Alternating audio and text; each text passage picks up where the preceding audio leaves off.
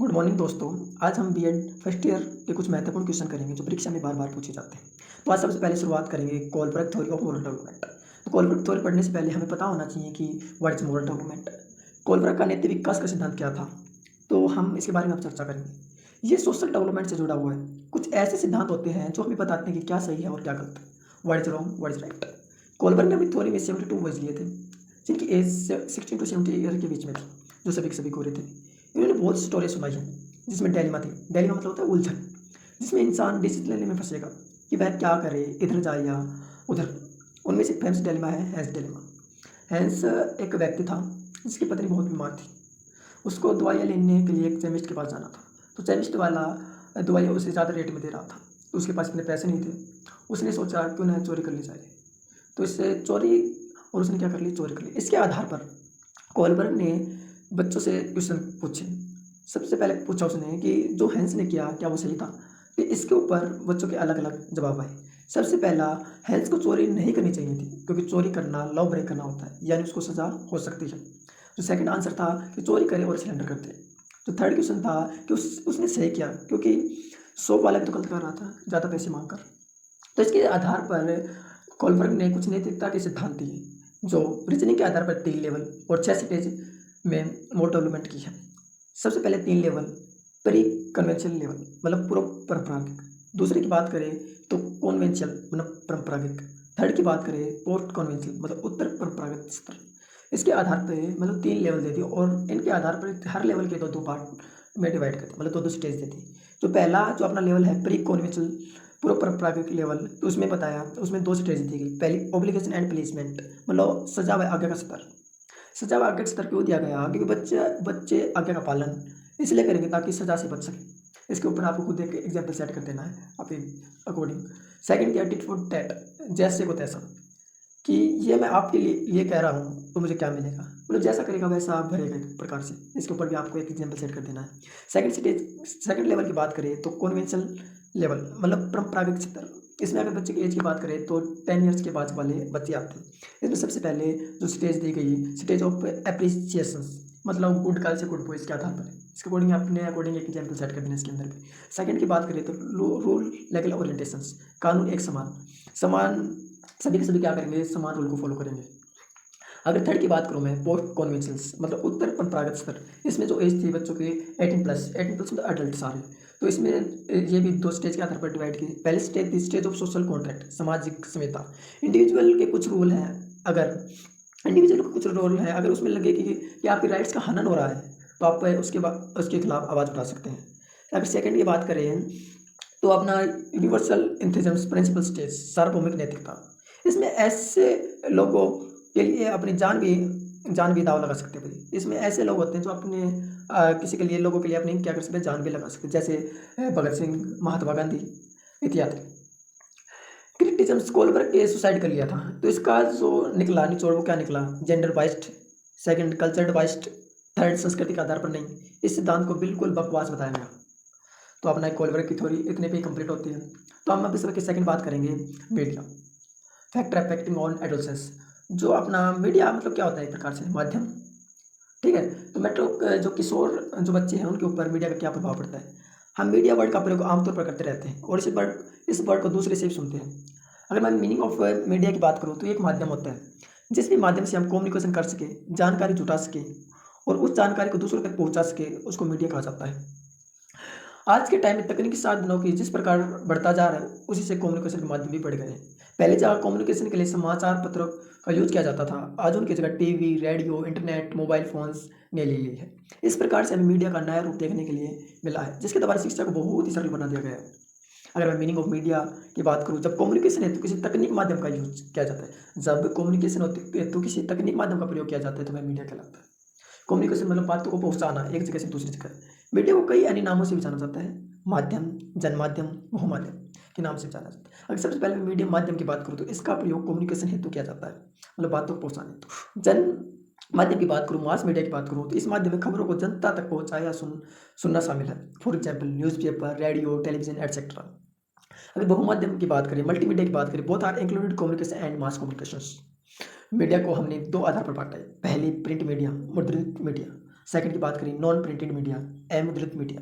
अगर print media की बात करें तो इसमें हम इंफॉर्मेशन को प्रिंट करके लोगों तक पहुंचाते हैं, मतलब जनता तक पहुंचाते हैं। Examples newspapers, education magazines. Non printed media में बात करें तो इसमें हम इंफॉर्मेशन को सुनकर या देखकर समझा जाता है। इसमें प्रिंट की नीड नहीं रहती है, जैसे टेलीविजन, रेडियो, सिनेमा। अगर नीड ऑफ मीडिया की बात करें कि मीडिया की हमें आवश्यकता क्यों है, तो एक तो सबसे पहले प्रेरणा, मोटिवेशन भी मिलता है, क्योंकि आजकल अच्छे अच्छे लोग अपनी बातों से बच्चों को मोटिवेट करते हैं, जिससे बच्चे पढ़ने में ज़्यादा रुचि दिखाते हैं। सेकंड की बात करें सीखने का उपयुक्त माध्यम, इससे हम अच्छा सीख सकते हैं। सेकंड समय को दोबारा सीखना, भाई समय की दोबारा भी सीख सकते हैं। समय की सुविधा भी रहती है। रिसर्च एंड टेस्टिंग, इससे हम रिसर्च या टेस्टिंग भी कर सकते हैं। बढ़ते बच्चों के किशोर पर मीडिया का प्रभाव, कि बच्चों के ऊपर मीडिया का क्या प्रभाव है। सबसे पहले शिक्षा, कुछ जैसे मीडिया के अच्छे फायदे होते हैं, वहीं पे क्या होते हैं नुकसान। इससे बच्चे और चीज़ों में देखने लग जाते हैं, तो शिक्षा थोड़े वंचित रह जाते हैं। अगर वो शिक्षा के लिए यूज करेंगे तो काफ़ी फायदेमंद रहेगा। सेकंड, हिंसा, क्योंकि हम जानते हैं अलग अलग मतलब किसी किसी बात पर लड़ते रहते हैं कि बच्चों में हिंसा एक पैदा हो जाती है। सेकंड, पोषण, क्योंकि वे इतने लील हो जाते हैं क्योंकि पता ही नहीं चलता और खाने पीने पर भी ज़्यादा ध्यान नहीं देते। नेक्स्ट की बात करूँ, सेक्सुअलिटी, विज्ञापन, म्यूजिकल वीडियोस, वीडियो गेम्स वगैरह, इन इन सब में कुछ पॉजिटिव पॉइंट्स भी हैं, कुछ नेगेटिव पॉइंट भी हैं। समाचार पत्रों से जानकारी,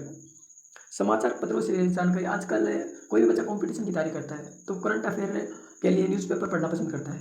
और ज़्यादातर तो जो आईएएस या सिविल सर्विसेज की तैयारी करता है वो बच्चे अब न्यूज़पेपर का बहुत सारा लेते हैं, जिससे उनके करंट अफेयर स्ट्रॉन्ग हो जाती है।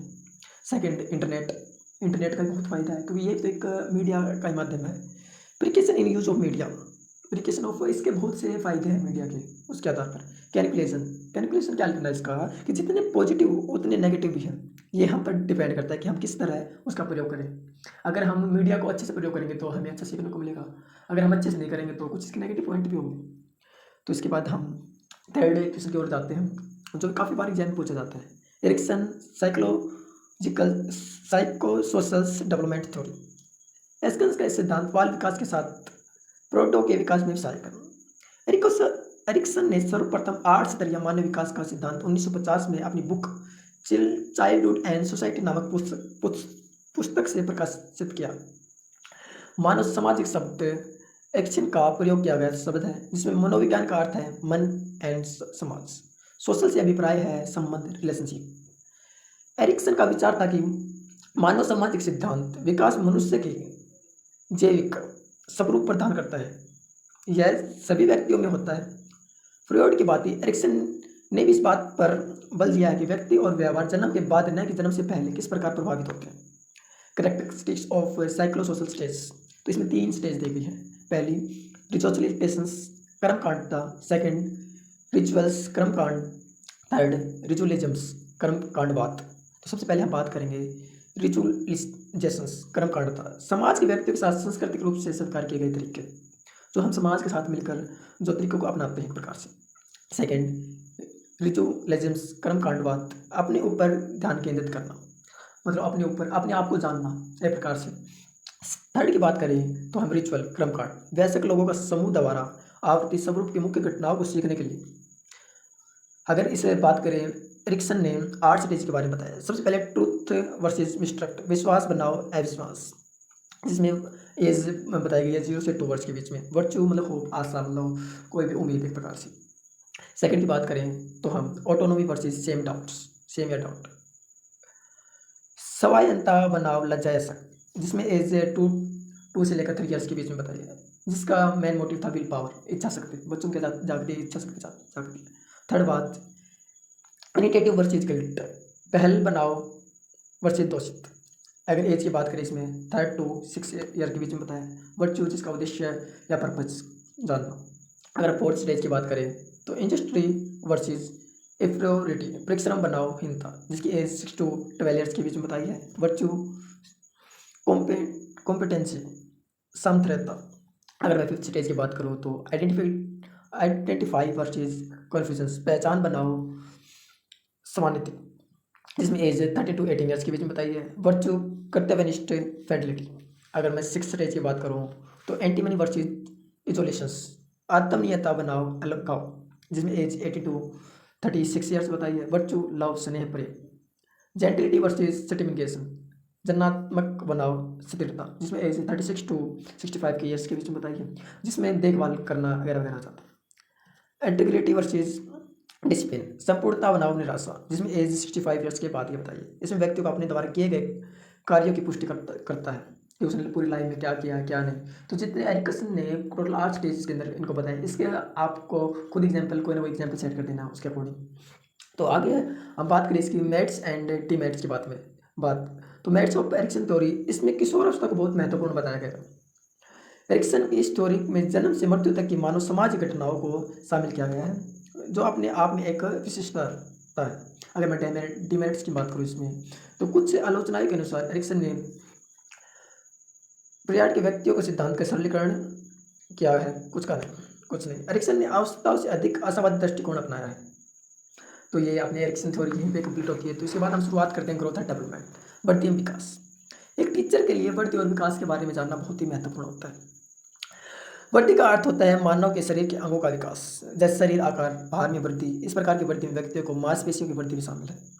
डेफिनेशन, अकॉर्डिंग टू हर्बर्ट सोरेनसन्स, शारीरिक वृद्धि को बड़ा और भारी होना बताया है, जो वृद्धि व परिवर्तनों की ओर संकेत करता है। अगर बात करूं मैं according to H V Meredith, तो इसने पहला परिणाम दिया कि मानव आकार में परिवर्तन आना। दूसरा परिणाम दिया इन्होंने संख्या 2 कोशिकाओं से मिलकर कई कोशिकाएं बनती है, वाला मानव जन्म लेता है। तीसरा परिणाम मानव की हड्डियों में परिवर्तन आना। चौथा प्रमाण हृदय व अन्य अंगों में परिवर्तन। पांचवा प्रमाण सिर टांगों की अपेक्षा छोटा। संक्षेप में कहे तो 5 आकार, संख्या, प्रकार से स्थिति पर संवेगी आकार प्रमाण है। अकॉर्डिंग टू फ्रंक के अकॉर्डिंग, शरीर के किसी विशेष पक्ष में जो परिवर्तन आता है उसे वृद्धि कहते हैं। तथ्य, वृद्धि से व्यक्ति बड़ा व भारी होता है। वृद्धि निरंतर नहीं होती। शिशुओं की वृद्धि पुरुषों के अपेक्षा होती है, जल्दी होती है। वृद्धि को मात्रा के रूप में माना जा सकता है। फिजिकल एंड मेंटल ग्रोथ आपस में गहरा संबंध होता है। वैसे ही आपने अगर मैं बात करूँ विकास का अर्थ, विकास शब्द उन्नति से संबंधित है, परिवर्तनों की ओर संकेत करता है, मेंटलिटी की ओर आकर्षित करता है। अतः विकास मैच्योरिटी की ओर की एक प्रक्रिया है। अधिकतर शारीरिक विकास शारीरिक वृद्धि पर निर्भर करता है। अगर विकास की डेफिनेशन के बारे में बात करें तो अकॉर्डिंग टू हावर्लॉक के अकॉर्डिंग, विकास परतों में वृद्धि तक ही सीमित नहीं है, बल्कि है परिप्राकृत के लक्ष्य की ओर, मतलब परिप्राकृत मान लो मैच्योरिटी की ओर, परिवर्तनों की ओर प्रगतिशील श्रृंखला। अकॉर्डिंग टू जस्टिन टेफोर्ड, विकास शब्द का अर्थ उन जटिल प्रक्रियाओं के समूह से है जिनका निश्चय अंश एक परिक्रमण व्यक्ति को होता है। अगर मैं इसके तथ्य की बात करूं तो विकास की निश्चित पद्धति होती है, यह रुकता नहीं, लगातार चलता रहता है। विकास का अर्थ आर्थिक व्यापक है। विकास सभी प्रकार के परिवर्तनों का प्रतिनिधित्व करता है। अगर मैं बात करूं मैं परिवर्तन वृद्धि या विकास के अंदर, तो अपने मात्रात्मक और गुणात्मक होते हैं। मात्रात्मक मतलब होता है आकार, संख्या, प्रकार, स्थिति, मतलब भार, वजन। गुणात्मक की बात करूँ शारीरिक, मानसिक, सामाजिक परिवर्तन। अगर मैं डिफरेंस की बात करूँ तो हम किन आधार पर इनको डिफ्रेंशिएट कर सकते हैं, मतलब बांट सकते हैं। तो सबसे पहले मीनिंग के आधार पर, अर्थ के आधार पर। दूसरे रिलेशन बिटवीन देम, इन दोनों के रिलेशन के आधार पर। तीसरी क्वांटिटेटिव एंड क्वालिटेटिव के आधार पर। Third continuity of growth and developments, third measurement of growth and development. तो इस बात से एक कैलकुलेशन यही निकलता है। अतः हम कह सकते हैं कि विकास की प्रक्रिया के दौरान होने वाले परिवर्तनों का व्यक्ति के जीवन में बहुत महत्व है। विकास के दौरान होने वाले परिवर्तनों के कारण ही बालक विभिन्न शारीरिक व मानसिक गुणों को प्राप्त करते हैं, अपने जीवन के विभिन्न प्रकार की समस्याओं का समाधान करने के योग्य हो जाता है तथा एक सफल व्यक्ति का रूप धारण कर लेता है। अगर मैं बात करूँ अपने ग्रोथ और डेवलपमेंट के, तो अपना आंसर यही तक। इसके अकॉर्डिंग आपका खुद से कुछ लिखना चाहो तो इसमें लिख सकते हैं। अगर मैं बात करूँ आगे नेक्स्ट क्वेश्चन की, तो हेरिटेज यानी इन्वायरमेंट के बारे में बात करेंगे। हेरिटेज मतलब होता है वंशानुक्रम और इन्वायरमेंट होता है वातावरण। अगर मैं हेरिडिटी की बात करूँ तो इसमें होता है साधारण शब्दों में वंशानुक्रम का अर्थ है जैसे माता पिता वैसे संतान। तो इसमें आपको अकॉर्डिंग लिख देना है कि किस प्रकार से माता पिता होते हैं उस प्रकार से संतान, क्योंकि माँ बाप के गुण भी तो बच्चों में आते हैं, जैसा भी सुनेंगे वैसे बनेंगे। वातावरण, वंशानुक्रम के तत्वों का विकास करने में वातावरण का महत्वपूर्ण योगदान रहता है। हेरिडिटी गुणा environment is equal to personality, क्योंकि आसपास के वातावरण भी बहुत डिपेंड करता है बच्चे के ऊपर, उसी प्रकार से उसकी पर्सनैलिटी बन जाती है। उसके बाद हम नेक्स्ट क्वेश्चन के बारे में बात करेंगे। तो नेक्स्ट क्वेश्चन है अपना क्रिएटिविटी, सृजनात्मकता। What is creativity? क्रिएटिविटी क्या होती है? इन सिंपल वर्ड, क्रिएटिविटी कुछ अलग सोचना, कुछ हटके करना। क्रिएट का अर्थ होता है सर्जन करना, उत्पन्न करना, मतलब नई चीज़ का विकास करना। डेफिनेशन की बात करें तो अलग अलग डेफिनेशन देखिए। सबसे पहले अकॉर्डिंग टू आइसिंग्स आइसिंग्स सृजनात्मक वह योग्यता है जिसके द्वारा नए संबंधों का ज्ञान होता है। इसकी उत्पत्ति में चिंतन के परंपरागत प्रतिमान हटाकर असाधारण विचार उत्पन्न होते हैं। अकॉर्डिंग टू रोज के अकॉर्डिंग वे व्यक्ति जो किसी परिस्थिति के कारण एकीकरण का एक अनुरूप इकाई करने की मौलिकता व योग्यता रखते हैं, चाहे वह पिता हो, डॉक्टर्स हो या कोई भी किसी रूप में प्रसिद्ध सृजनात्मक व्यक्ति कहलाते हैं।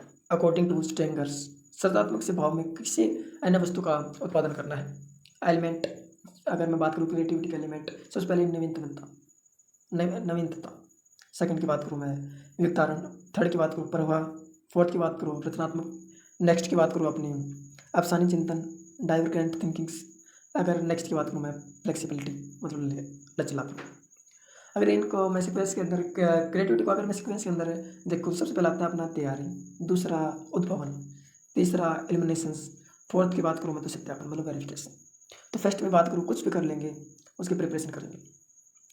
कुछ भी करने से पहले क्या करेंगे उसकी जैसे हमें कोई एग्जाम पास करना है तो सबसे पहले उसकी क्या करेंगे हम तैयारी करेंगे, उसके बाद एग्जाम देने जाएंगे। सेकंड सिलेक्टेड चीज़ें ही पढ़ेंगे, या सिलेक्टेड चीज़ें के ऊपर ही क्या करेंगे काम करेंगे। थर्ड है आफ्टर उद्भावन हम एलिमिनेशन करेंगे, किन किन चीज़ों से न्यू आइडिया आ सकते हैं, और उसके बाद हम क्या करेंगे वेरिफिकेशन करेंगे। अगर मैं बात करूँ टाइप ऑफ क्रिएटिविटी की तो इनको हमने 5 से टाइप के अंदर डिवाइड किया। सबसे पहले एक्सप्रेसिंग लेवल्स मतलब अभिव्यक्तात्मक स्तर, सेकंड की बात करूँ मैं प्रोडक्टिव लेवल्स उत्पादक स्तर, अगर मैं थर्ड की बात करूँ इन्वेस्टिव लेवल्स अन्वेषणात्मक स्तर, अगर फोर्थ की बात करूँ इनोवेटिव लेवल्स नवाचारित स्तर, अगर मैं लास्ट की बात करूँ एमरजेंट लेवल्स उद्यात्मक स्तर।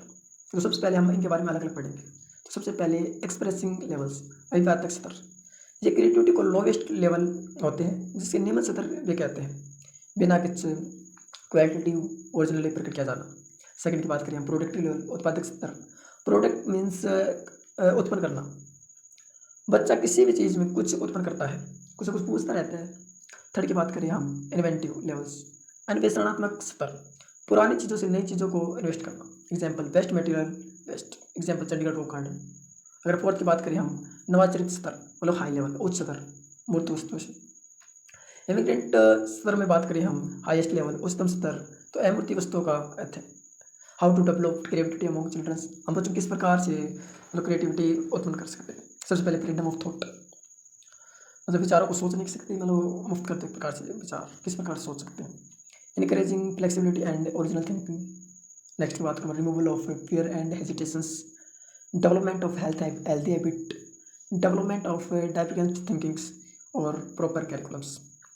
अगर मैं बात करूँ role of teacher for helping creative childrens, मतलब जो अध्यापक होते हैं उसकी किस प्रकार से भूमिका रहती है बच्चों में क्रिएटिविटी डेवलप करने की। तो सबसे पहले with the help of different activities अलग अलग तरह की एक्टिविटीज़ कराकर। सेकंड हाई एनर्जी मतलब हाई एनर्जी के साथ बोलकर उनको बस समझाकर। टू डेवलप सेल्फ कॉन्फिडेंस और सेल्फ कॉन्फिडेंस सिखाकर। प्रॉपर इवोल्यूशंस अच्छे से मूल्यांकन करके। डेवलपमेंट ऑफ ओरिजिनलिटी उनको ओरिजिनलिटी चेक करके। पॉजिटिव एटीट्यूड और हमेशा सकारात्मक एटीट्यूड के साथ बातें करके। उसके बाद हम बात करेंगे नेक्स्ट क्वेश्चन के ऊपर इंडिविजुअल डिफरेंस। तो कोई इंडिविजुअल मतलब डिफरेंस का मतलब क्या होता है कि कोई भी दो मनुष्य के बीच में डिफरेंस मान लो, कोई भी दो पर्सन सेम नहीं होते, किसी भी किसी रूप में डिफरेंट होते हैं। ये डिफरेंस जीवन में प्रत्येक क्षेत्र में पाए जाते हैं, चाहे वह शारीरिक क्षेत्र हो या बौद्धिक क्षेत्र, विचार करने इत्यादि। फॉर्म्स ऑफ इंडिविजुअल डिफरेंस, सबसे पहले फिजिकल डिफरेंस हो सके इसके आधार पर बांट सकते हैं। मेंटल डिफरेंस मानसिक अंतर के कारण भी। Difference of interest and attitudes, emotional difference, difference in motivation, difference in adjustment, difference in learning, difference in aptitudes, difference in achievement. Intra individual difference, इसके कारण का जो फिर इंडिविजुअल, इसके कारण क्या क्या है, इस कारण से इंडिविजुअल डिफरेंस करना पड़ता है। तो सबसे पहले influence of age intelligence, influence of education and economic connections, influence of sex difference, environments, influence of caste nations. मैं बात करूँ मैं education implications of individual difference मतलब व्यक्तिगत भिन्नताओं का शैक्षणिक महत्व। सबसे पहले difference in abilities, difference in aptitudes, difference in achievement और अगर मैं क्लासीफाई करूँ अपने चिल्ड्रन टू इंडिविजुअल डिफरेंस के आधार पर अगर मैं क्लासीफाई करूँ चिल्ड्रंस को, तो सबसे पहले टीचिंग मेथड। सेकंड की बात करूँ मैं, limited number of students in the class, second curriculums. अगर मैं बात करूँ टाइप ऑफ इंडिविजुअल डिफरेंस, तो इसको हमने दो पार्ट के अंदर डिवाइड किया है। एक तो intra individual difference, intra individual difference, second है इंट्रा इंडिविजुअल डिफरेंस। इसमें क्या होता है, इंट्रा में हम दो टाइप के पर्सन लेते हैं और इंट्रा में क्या करते हैं, एक ही पर्सन के अंदर डिफरेंस करते हैं। उसके बाद हम नेक्स्ट क्वेश्चन के बारे में बात करेंगे। इंटरेस्ट, रुचि या एप्टीट्यूड मतलब क्वेश्चन। इंटरेस्ट की बात करें तो उन चीज़ों को ज़्यादा प्रेफरेंस देता है जिससे इंटरेस्ट हो। एग्जाम्पल, फोर बॉक्सेस हैं, 4 बॉक्स हैं। इंटरेस्ट मतलब कोई किसी को पसंद करता है, कोई किसी को पसंद नहीं करता, उसके अकॉर्डिंग। इंटरेस्ट में हमें इमोशनल प्लेजर भी मिलता है। हॉबीज डिपेंड ऑन इंटरेस्ट, हमारी आदतें हमारे इंटरेस्ट के ऊपर निर्भर करती है। अकॉर्डिंग टू जोन्स, 2 पार्ट्स के अंदर डिवाइड कर दिया जोन्स ने। पहला इंटरसाइज, दूसरा एक्सट्रीम। पहले में इंटरेस्ट का में इमोशनल प्लेजर, सेकंड इंटरसाइज में रिवार्ड या प्रेज। उसके बाद हम जिक्र करेंगे एप्टीट्यूड, वह वर्तमान दशा जो व्यक्ति की भविष्य क्षमताओं को संकेत करती है। अकॉर्डिंग टू शुपर्स, एप्टीट्यूड की 4 विशेषताएं होती हैं। फर्स्ट विशिष्टता, सेकंड एकात्मक रचना, थर्ड सीखने की में सुविधा, थर्ड फोर्थ स्थिरता। अकॉर्डिंग टू ह्वाइन एंड मैकलिन इन 1995, हमारे सबसे कुछ ना कुछ कौशल है, कुछ ना कुछ स्किल हमारे अंदर जो हमें और भी काम सीखने में। सबसे पहले हम जीन पियाजे के बारे में जानेंगे। जीन पियाजे स्विट्जरलैंड के मनोवैज्ञानिक थे। इस विकास का प्रतिदापन इन्होंने ही किया था। इन्होंने बच्चों व आसपास के बच्चों पर संज्ञानात्मक मानसिक विकास का अध्ययन किया। इस सिद्धांत को विकासात्मक सिद्धांत और अवस्था का सिद्धांत भी कहा जाता है। पियाजे का मानना है कि जैसे जैसे बच्चों को जैविक परिपक्वता बायोलॉजिकल मैच्योरेशंस आती है, वैसे वैसे वह वस्तुओं के बारे में अपने दिमाग में कंसेप्ट बना लेते हैं। पियाजे के अनुसार जैविक प्रभाव on how we come to know, पियाजे के अनुसार बच्चे सक्रिय ज्ञान निर्माता तथा नन्हे वैज्ञानिक है जो संसार के बारे में अपने सिद्धांतों की रचना करता है। उनके अनुसार बच्चों की थिंकिंग अडल्ट से अलग अलग प्रकार की होती है, अलग अलग क्वालिटी की होती है, क्वांटिटी की होती है। तो कंसेप्ट ऑफ कॉग्निटिव डेवलपमेंट के ऊपर कंसेप्ट दिए गए। सबसे पहला था अनुकूलन, एडेप्टेशंस, मतलब एनवायरनमेंट के अनुसार अपने आप को ढालना अनुकूलन कहलाता है। फॉर एग्जाम्पल, अगर आपको गवर्नमेंट टीचर लगना है तो आपको उसके प्रोसीजर्स के अकॉर्डिंग ढलना पड़ेगा। इसमें 2 प्रक्रियाएं होती हैं। सबसे पहला होता है एसिमिलेशंस, आत्मसात्करण। सेकंड होता है अपना अकोमोडेशंस। तो मैं बात करूँ अपना एसिमिलेशंस, तो पूर्व ज्ञान को नए ज्ञान के साथ जोड़ना एसिमिलेशन कहलाता है। अगर बात करूँ मैं अकोमोडेशंस, तो मतलब पूर्व ज्ञान में परिवर्तन करके वातावरण के साथ तालमेल बिठाना अकोमोडेशन कहलाता है। इक्विलिब्रियम्स मतलब संतुलन, इसमें इसके अकॉर्डिंग बच्चा एसिमिलेशन अकोमोडेशन की प्रक्रियाओं के बीच संतुलन कायम करता है। अगर मैं बात करूँ स्कीमा क्या होती है, मानव के दिमाग में जो चीज़ें पहले से स्टोर होती हैं, कुछ ना कुछ सीखता रहता है, उसके अकॉर्डिंग वह उनका प्रयोग करके किसी विषय के बारे में जानना या धारणा बनाता है, तो उसे स्कीमा कहते हैं। मानव से शिशु में स्कीमा प्रवृत्ति और प्रतिक्रिया जन्म से होती है। ऑर्गेनाइजेशन, संगठन, पियाजे के सिद्धांत के अनुसार स्कीमाओं को पुनरावृत्ति करना, उन्हें स्कीमाओं से जोड़ने को संगठन को कहा जाता है। पियाजे ने संज्ञानात्मक की 4 अवस्थाएं बताई गई। सबसे पहले सेंसरी मोटर स्टेज, जन्म से 2 साल तक। सेकंड प्री ऑप्शनल स्टेज, 2 से 7 वर्ष के बीच। थर्ड है कॉन्ट्रैक्ट ऑपरेशनल स्टेज, 7 से 11 वर्ष के बीच।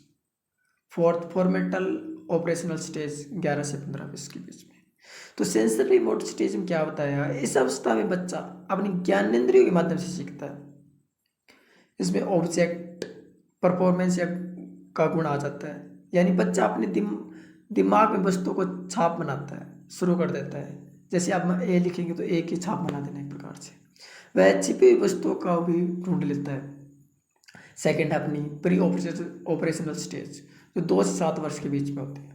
यह क्रिया करने से पहले की अवस्थाएं हैं। इसमें बच्चा सामने आने वाली चीज़ों को देख पाएगा, समझ पाएगा, लेकिन कोई क्रिया नहीं कर पाएगा। इस स्टेज में बच्चा सिंबॉलिक का यूज करने में निपुण हो जाता है। जैसे साइकिल शब्द सुनकर उसके माइंड में साइकिल एक की एक इमेज बन जाते हैं। मतलब जिस प्रकार के शब्द बोलेंगे ना, हम उस प्रकार की क्या बन जानी, इमेज बन जानी। जैसे ए बोला तो ए की इमेज, बी बोला तो बी की इमेज। इस स्टेज में गोल्ड डायरेक्टेड बिहेवियर, लक्ष्य निर्धारित व्यापार की क्षमता आ जाती है। सबसे पहले जीववाद, जब बच्चा लिविंग नॉन लिविंग में डिफरेंस नहीं कर पाता है। सेकंड, अह केंद्रित, जब बच्चा यह सोचना शुरू कर देता है कि जो वह कर रहा है, सोच रहा है, वह सब ठीक है, क्योंकि उसे पता नहीं आता है इतना। थर्ड, एप्टावी, इसमें बच्चा वस्तुओं को, संख्याओं, समस्या आदि को उल्टना पड़ना नहीं सीखता। एग्जाम्पल 4+6 10, 4+2। अगर हम, क्योंकि 4+6 से 10 होते हैं, तो हम 6+4 भी तो 10 होते हैं, तो इसमें बच्चा मतलब उल्टे ज़्यादा करना नहीं सीखता 4+2। अब फोर्थ बात है तो मुद्रा, संप्रत्यय, दूरी, भार, ऊंचाई की योग्यता आदि में कंसेप्ट कमी इसी अवस्था में होती है। अगर अब बात करूँ मैं सेंट्रारेशंस, तो एक समय में किसी वस्तु की एक विशेषता पर ध्यान दें, पानी की प्रवृत्ति। बात करूँ मैं संरक्षण, कंजर्वेशंस, अगर किसी वस्तु के साइज से में चेंज कर दे तो उसकी क्वांटिटी पर कोई प्रभाव पड़ता, लेकिन बच्चा इसको नहीं समझ पाता है। अगर मैं थर्ड स्टेज की बात करूँ, थर्ड स्टेज है अपनी कॉन्ट्रैक्ट ऑपरेशनल स्टेज, जो 7 से 11 साल के बीच में होती है। इस अवस्था में बच्चा सामने रखी हुई चीज़ों को देखकर कुछ कर सकता है, उन पर चिंतन करना शुरू कर देता है। इस अवस्था में जीववाद, भार, संरक्षण, क्रमबद्ध को योग्यता आदि कंसेप्ट का गुण आ जाता है। इसमें बच्चा उदाहरण के ऊपर आधारित होकर तर्क करने लगता है। फॉर एग्जाम्पल, पेड़ जरूरी या नहीं हमारे लिए आंसर देगा कि पेड़ों से हमें ऑक्सीजन मिलती है। अगर मैं फोर्थ स्टेज की बात करूँ तो फॉर्मल ऑपरेशन स्टेज, औपचारिक सक्रियात्मक अवस्था, जो 11 से 15-20 के वर्ष के बीच में होती है। यह संज्ञान की सर्वोच्च अवस्था है। इसमें बच्चा अमूर्त विज्ञान करने लग जाता है, मतलब जो चीज़ें दिखाई नहीं थी उसके बारे में भी क्या करने लग जाता है, पढ़ने लग जाता है। तो यही अपने जीन प्याजे के रचनात्मक संज्ञानात्मक सिद्धांत थे, जिन्होंने इसके बारे में उन्होंने बताया था। Thank you.